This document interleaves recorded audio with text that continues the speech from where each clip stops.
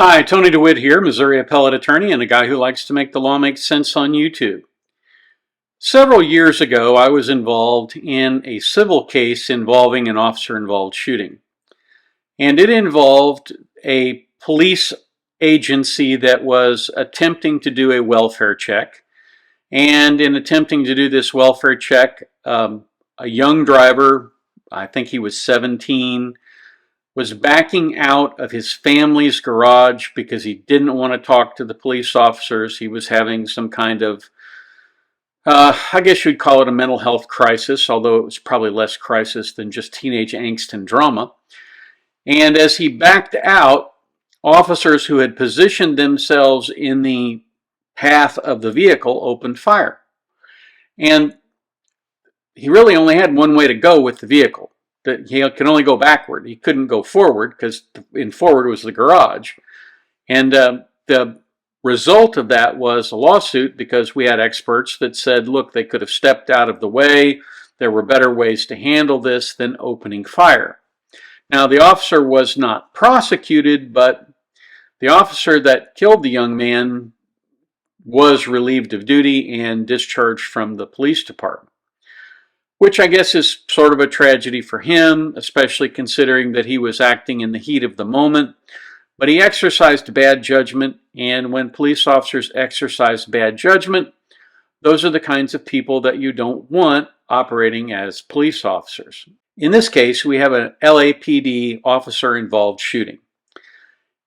There were 2 officer-involved shootings, and there were basically 3 crashes in this case that set all of this up. With regard to the last officer-involved shooting, I have absolutely no problem, but there are some problems, I think, with the first officer-involved shooting.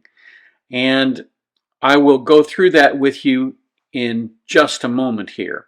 Let's start by taking a look at that particular video. Hello.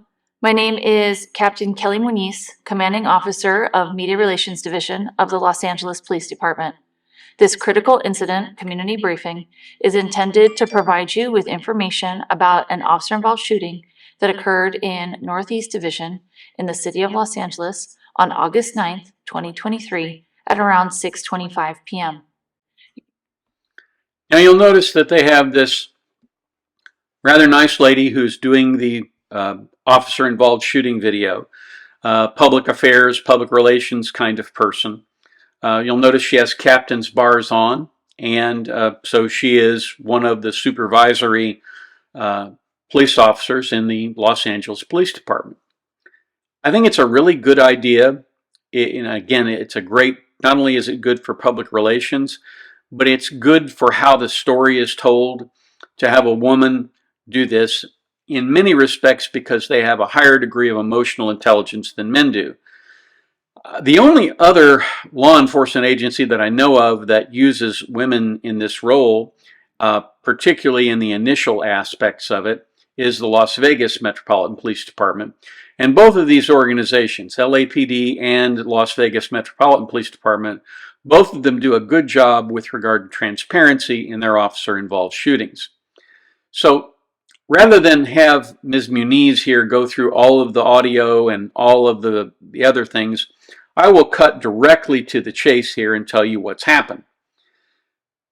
Mr. Ramirez, who is the suspect here, has apparently commandeered a water and power and light van from the Department of Public Works. And he's stolen this vehicle, allegedly, and he is running away with it, and he's not driving particularly well.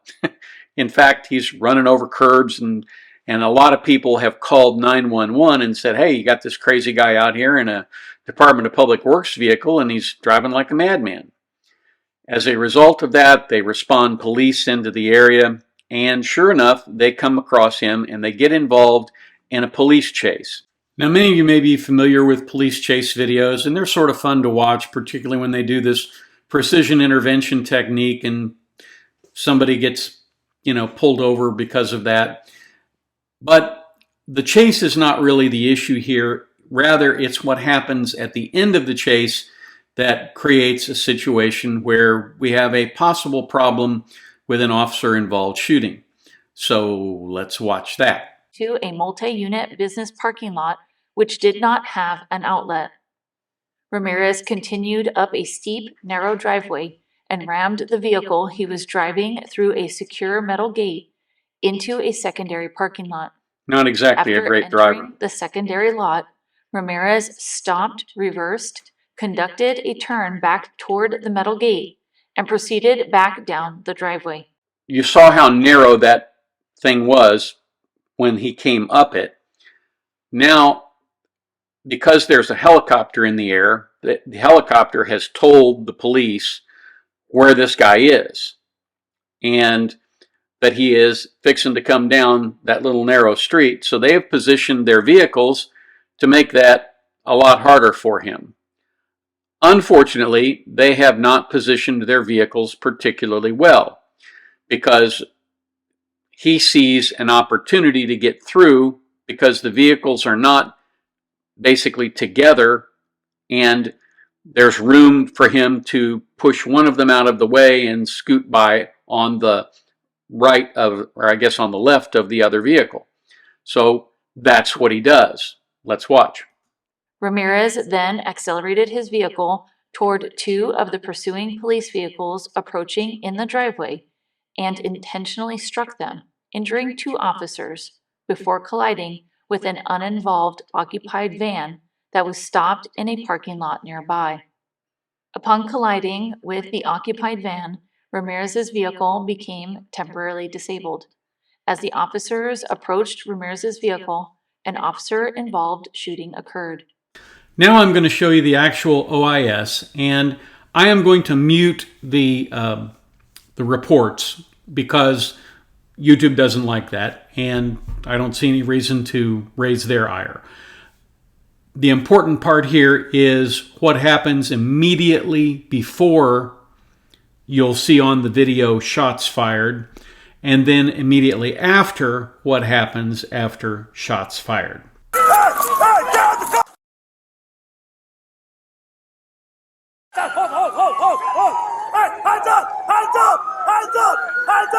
It's fairly obvious there that he wasn't presenting a firearm.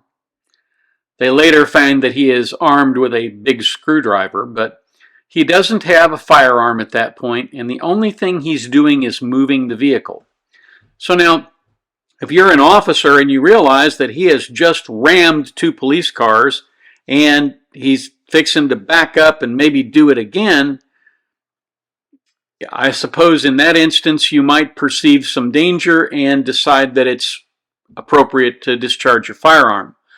But you'll notice one of the things that happens almost immediately here is that the supervisory officers, I think there's a couple of Patrol 3 officers who say, hold it, hold it, hold it, hold it, hold your fire.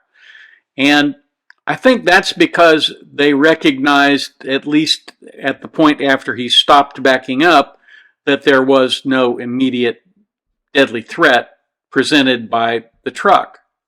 Now, if they had fired when he was coming down that road toward them and he bashed into the two police cars, I think that would have been fine. That's a pretty clear deadly threat. In fact, if you go to the LAPD channel and you watch this video from start to end, you will see one of the officers in the vehicle that's hit. I mean, it almost, if he had been a couple of seconds later getting his leg in, he'd have lost a leg. As it was, he was able to jump out and run after the van. But that hit was a pretty massive hit, and I think that would have been a legitimate time to discharge a firearm. But I'm not certain why they discharged the firearm here. Now, let me be clear. I'm not throwing stones. I'm not suggesting that the officers behaved in an unprofessional manner or did anything legally improper. What I'm saying is, I would hope that they would look at this very carefully and investigate it and do some training around it. Unfortunately, the part that I wanted to show you now, which is the helicopter shot, has been copyrighted by KTLA, and they objected to my use in it, even though apparently they gave permission to the LAPD to use it, so I had to strike that. So with apologies for not being able to show that to you, and I would point out that you can go find it on the LAPD channel, I'm going to move right on into what the rest of this video said about the incident. You've bashed into a police car. You've lost at least one front tire. You may have even lost two front tires at this point, but for whatever reason, you're surrounded. You've got police officers with firearms pointing at you. Everybody's yelling at you to get out of the truck, get out of the truck, and instead, you push forward. Again, that was a situation where the officers had a legitimate worry about the safety of the public. The guy has been driving like a madman. He's bashed into two police cars. He's fixing to bash into some more. And there's a legitimate worry at this point about both officer safety as well as the public's safety. And I don't think there's a problem with the discharge of firearms at this point. Now here's the really interesting thing. If for some reason an individual would come and say, you know, that first officer involved shooting was reckless or negligent or inappropriate, was a deprivation of constitutional rights, whatever they might say when they file a lawsuit, they have a huge problem with regard to causation, because we have no idea how many times he might have been hit the first time, but we know that he was definitely hit the second time because he stopped trying to flee. They eventually took him out of the vehicle, and here's the rest of the story. He was struck by gunfire. He was transported to a local hospital where he was treated for his injuries. So he was not killed, which is a wonderful thing. They obviously exercised some restraint or some excellent marksmanship, one of the two. Now I want to close with this cautionary note. And that is that the videos only tell a portion of the story. We've come to believe in this age of CSI and presentation of evidence by a television that somehow the video tells the absolute incontrovertible truth, but the video is essentially a two-dimensional product. It shows what someone sees or what the camera sees in front of it. It doesn't show three dimensions. It doesn't show what's going on in real time all the way around, or what each individual officer in that group of officers saw. That is important because the whole story has to be pieced together by an investigation that puts all of that evidence together, and then that's forwarded to the people who make decisions about charging and about discipline and that sort of thing. It's also important to remember that when one officer discharges a firearm, the other officers who are there may very well make the informed assumption that that officer is under threat and they may fire too, even though they did not see the threat. It's just human nature to do that. You want to protect your buddies. That's the way it always works. Again, my point here is not to blame, but to point out where a potential problem exists, and hopefully we'll see in the days to come that this has been resolved and that no charges were filed, no discipline resulted. I believe that in this particular instance they will follow up with a video if anything does come of that shooting. I'd really be interested in your comments on this one, in large part because I think officer-involved shootings tend to polarize people, and again, not my job to defend the officers, not my job to indict the officers. It's just my job to see if I can get people to comment and think about these things, because one day you may be on a jury and you may indeed have to realize that it isn't all on the video. That's what I have for you today.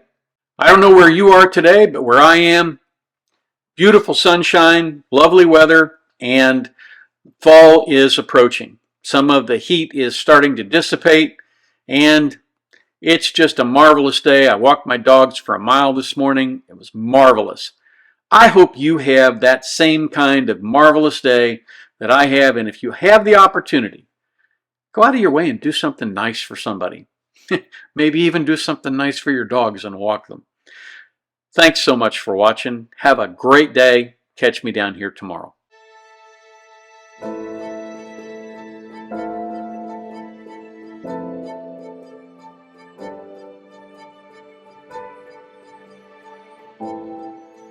If you like this video, here are a few others you might try, and don't forget to subscribe. Have a terrific day, guys.